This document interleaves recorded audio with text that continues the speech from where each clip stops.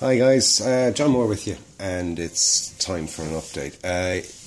We'll do the October update, October 2016, and what I'm up to, and what I have been up to for the last little while. Anyway, start off, I want to, I suppose you call it, congratulate young Steve Mottram. He's after finding himself a girlfriend, and I know what it's like when you've already been in a relationship, it's gone haywire, and you're starting again, and there's that period of time between starting again and you're kind of lost. And I've been there. I got married very, very young. I was 20 when I got married. Got separated then about 15 years ago, and about 11 years ago I met the girl I'm with now, and I can say I couldn't be happier. And we have our own daughter, and in my relationship previous I have 2 sons and a daughter, and Rachel had 4 sons and a daughter, so we have quite a big family between the two of us. So I know what it's like, Steve, and congratulations and fair play to you. You deserve it. Everybody deserves happiness, and I hope that everything works out for you. So let's get back to the modelling, which I'm sure Steve will do pretty soon. Anyway, start off. A few bits and pieces that I picked up that I found handy. I was in my local sort of cheap shop. And in Ireland it's called Deals. In England it's the Poundland group. And they have these things here. It's the Tommy Walsh DIY time range of bits and pieces, and I spotted these some time ago, and I said putty pellets, right? And I was thinking it's just, you know, putty for windows and things, and I said I'll give it a go. And the other day I went off and I bought a pack of them. They're only $1.50. I said, well, you can't go wrong with them. And basically what it is it's epoxy. It's practically the same as Milliput, and there's a piece of it that I, you know, squished up and made up around, and it goes rock hard like Milliput. It can be drilled quite easily, you know. It's quite tough. Because it comes in tiny little sort of cut pellets. There's 8 of them for $1.50, so that €1.50 in Deals. Poundland will be £1 sterling for 8 of them. Little pre-cut pellets. You don't have to go taking out your big thing, measuring out. You could even say cut a bit of that, because what it is the darker coating around the lighter coating. I'll open one and we'll just have a look. You can see it's sticky as hell. It's got 2 little things on it, and if you see, it's got the epoxy 2-part putty. You can cut off your little bit, whatever you need, and it's a fabulous filler. And I've been using it as a filler on the Spitfire, which I will show you later on. I have plenty more to do, so that's why they're out. So that was that little thing. It's actually, they're actually quite good. Next thing. On my Bradley, one of the comments I got was from a chap, Sergeant Bones, and I've had a couple of chats with him in the past. Fabulous bloke. He's ex-US Army, and he was actually involved with the Bradleys. Whether he was a Bradley commander or driver or not, exactly, I don't exactly know. So, but I do know that he was involved with the Bradleys, and he pointed out 1 or 2 little things that I got wrong in the Bradley, and I am so happy. You know, it wasn't rivet counting, because there were some simple little things that I could fix and have fixed, and I'll show you what they were. And they were so simple that I didn't even notice them, and 1 or 2 tiniest little technical things. Basically what was wrong was these doors here on this hatch, I had them splayed a bit, and the Sarge pointed out that they only open to 90 degrees maximum. So when they're fully open, they're at 90 degrees, and they're opened and closed from the inside. Also, I inadvertently put on the smoke launchers upside down. Right, now if I can bring the light in around this way so I have the light from a different direction, you can see, there we go. The smoke launchers, I just had them upside down, and I was there going, how the hell did I do that? And I looked at the instructions, and the instructions shows you installing them from upside down, from with the turret up like that, and putting them in like that.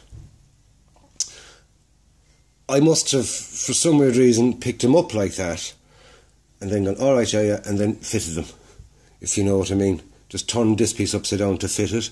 Rather than fitting it like that, I fitted it like that, so I hadn't rotated the piece without rotating the yoke. Simple little thing, so I just popped them off, glued them back on. So now it's back politically correct, and I'm glad it was pointed out, because now I know it's right. Whereas thinking it's right, and then I'd hate a pure river counter to come up and point it out, you know, you got that bit wrong. Yeah, you know the kind. And Sergeant Bones, the sergeant, he was not doing that in any way, shape or form. I appreciate it. Thank you very, very much, Sarge. So the Bradley is now back perfect again. I'm really thrilled with how that came out. Really, really chuffed. Now back onto the biggie, the big one. I'll move this light back up again. The Airfix 124 scale Supermarine Spitfire Mark 5B. Now this is as far as I've gotten with it. It's quite a large item, as you can see. Quite a lot of filling. I've used green stuff on. What the hell was that? Oh, springy.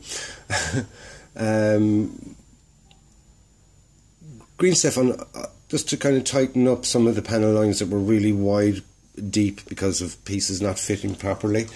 For some, the attachment of the wings to the main frame, that seam there was actually not bad at all, considering how bad a lot of the other ones were. Like if you can see back here, back there, there's quite a large gap there that's been filled. I filled it with green stuff. It's shrunken into it now, so I'll go over it with the other putty. I'll wait till I have all the bits and pieces and then do all the puttying and things for a finish. I'm just sort of doing bits and pieces as I went along. Same at that side. No matter what I did, I couldn't pinch them together. It wouldn't go together. If I pinched them together, it would pop somewhere else and cause too much strain. So I said I'd leave it open and fill it. I was hoping to kind of have one of the engine hatches things open, but with the way things were fitting, I've had to shave bits and pieces off the engine and all just to get this top piece to fit. So fit wise, major problems.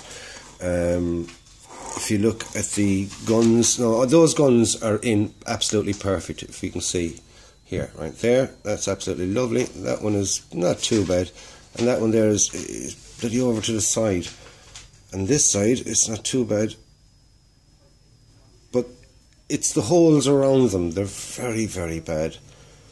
I'm afraid to kind of go overboard on them. I know that I've seen on pictures and things when the machine guns are firing, this bit here is kind of flappy looking, so I must do some sort of further research onto that and see, do they have a kind of is it a kind of a canvas cover, half canvas cover or something that you see flapping when the guns are firing? If anybody knows, let me know. With a lot of the fitting that I've had to do on this for getting it to fit and things, it's not going to be a perfectly detailed model. It's not that anyway, even before I start sanding off half the panel lines. Like, take for instance, like, remember what I was saying about flash and how bad the flash was on this kit? Well, just point the light over there and I'll just zoom in there to the cockpit just a little bit and just bring that up. Right, there's the cockpit. there's a little door here that goes onto the cockpit. I'm thinking of having it open. I haven't fully decided yet anyway. But there's the cockpit. That's how it came. Now there's flash and there's flash, but this is bloody, I don't know what the hell it is. And if you look at the side, that's, you know, they're saying is going to be the closed side.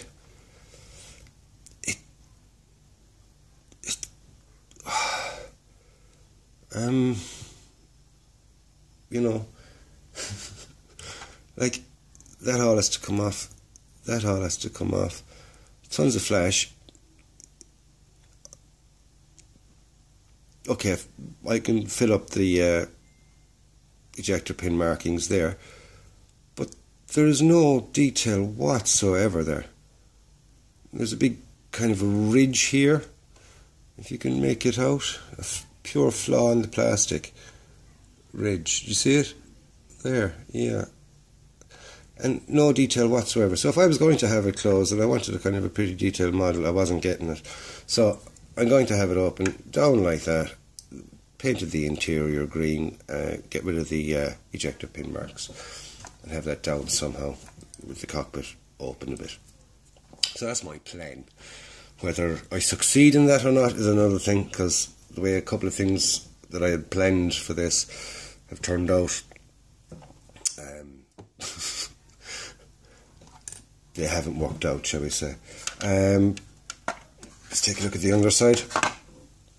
When it comes to the wheel wells, there's absolutely no detail in there whatsoever. I mean, I've seen 1/48 scale kits with 10 times better detail, and this is 1/24 scale. You'd expect the detail to be that bit better. You'd expect for the list price of this kit, for it to have that kind of detail. Like I said, during the list price in Ireland for this kit is €85.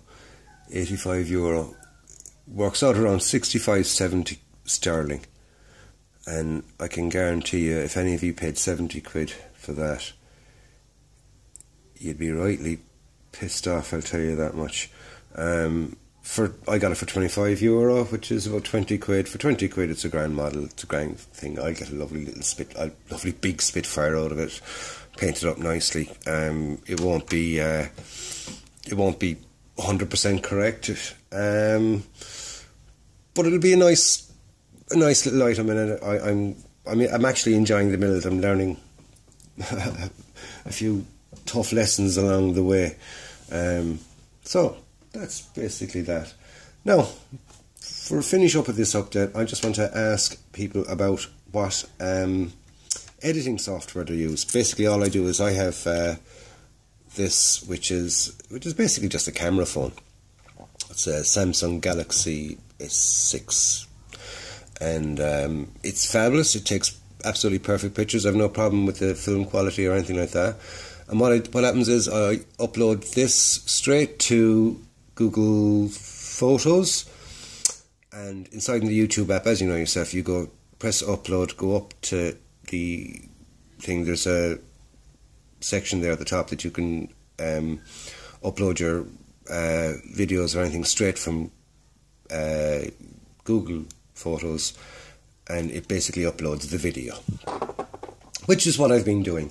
But I want to kind of, do a title bit on. I want to be able to edit, so I can say record a bit, save that bit, move on a bit, rather than having to try and get it all into one, because I haven't even been able to splice two together. So whatever you lads are using, if you could, let me know what's an easy one to use, because when it comes to computers, I'm not computer savvy. I've never really had to deal with them. I can open emails, I can look at YouTube, I can do, say, all that kind of stuff, all the basic type stuff. But when it comes into jargon and things like that, it loses me straight away, and I start losing interest very, very fast. So if any of you know, and simple, easy to do, that gives reasonably good results, editing software, let me know. Thank you very much. So that's the end of my update. If you have any comments, stick them below. Any questions you want to ask me or anything else, I usually answer I do answer all the comments, even if it is just thank you. So stick your comments below. If you haven't already subscribed, subscribe. Don't forget to push the like button if you like it, dislike if you don't like it, and catch you up in the next one. So until then, this is John Moore signing off. Enjoy your modelling, stay safe, be nice to each other, and may the force be with you. I have to carry it on since Steve is gone.